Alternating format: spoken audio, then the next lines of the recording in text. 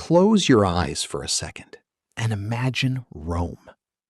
Not the ruins you see today, not broken columns or crumbling stone, but a city bursting with color, noise, and life. Picture gleaming marble temples catching the morning sun, fountains splashing in busy squares, traders shouting over one another, and thousands of people filling streets that never seem to sleep. Right then, let's head back nearly 2,000 years. Welcome to ancient Rome. Forget everything you've seen in old black and white drawings or dusty textbook illustrations. The real Rome was anything but dull. It was loud. It was colorful. It smelled of fresh bread one moment and horse dung the next. It was packed with people from every corner of the empire, speaking different languages and bringing goods from lands thousands of miles away.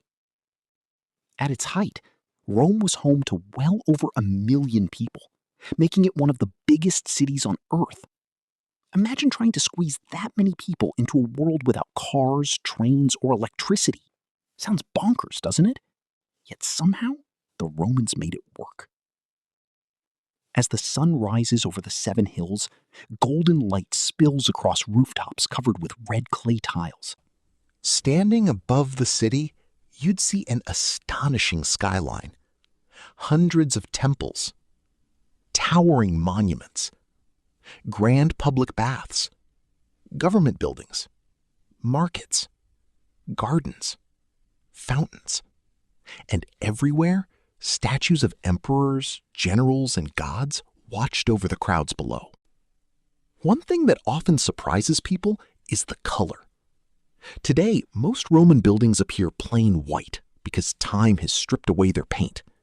But in ancient times, the city exploded with color. Temples were painted in bright reds. Imagine the atmosphere. Hundreds of conversations blend into one endless roar. Someone is selling fresh fruit. Someone else is arguing about taxes. A politician is giving a speech. Children are laughing nearby. It feels alive. Towering above much of the forum are magnificent temples dedicated to Jupiter, Saturn, Vesta, and countless other Roman gods. Incense drifts into the air as worshippers bring offerings, hoping for good fortune, healthy families, or victory in battle. Religion isn't separate from daily life here. It's woven into everything. From the smallest household shrine to the grandest state ceremony, the gods are never far away. Just beyond the forum rises one of the greatest engineering achievements ever built, the Colosseum. Even from a distance, it's jaw-dropping. Its pale stone walls soar into the sky, decorated with elegant arches and towering columns. Tens of thousands of people stream towards its entrances, excited for another day of spectacular entertainment. Inside, the atmosphere. Down below, the gladiators march into the arena in polished helmets and gleaming armor. Despite what films often show, not every gladiator was a slave forced to fight. Some were prisoners of war, some were criminals, and a surprising number volunteered, chasing fame, fortune, and the chance to become legends. To many Romans, these fighters were the celebrities of their day. The crowd watches every movement. A single mistake could cost a man his life.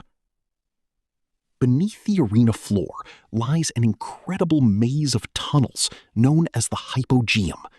It's a hidden world buzzing with activity. Keepers calm nervous horses, workers haul heavy cages into position, and exotic animals, lions, leopards, bears, and even elephants wait in the darkness. Massive wooden lifts, powered by dozens of men, suddenly raise cages through trapdoors, making animals appear as if by magic. To the audience above, it must have looked absolutely unbelievable. But Rome wasn't all blood and battles. Let's leave the noise behind for a moment. a short walk away stands one of the greatest buildings ever created, the Pantheon.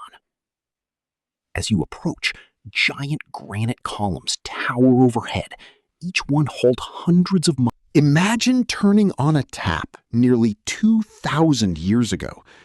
That's effectively what the Romans managed.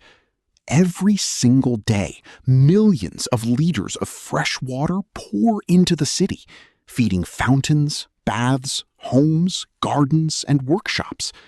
It's one of the reasons Rome became so advanced. Now let's wander into one of the city's wealthiest neighborhoods.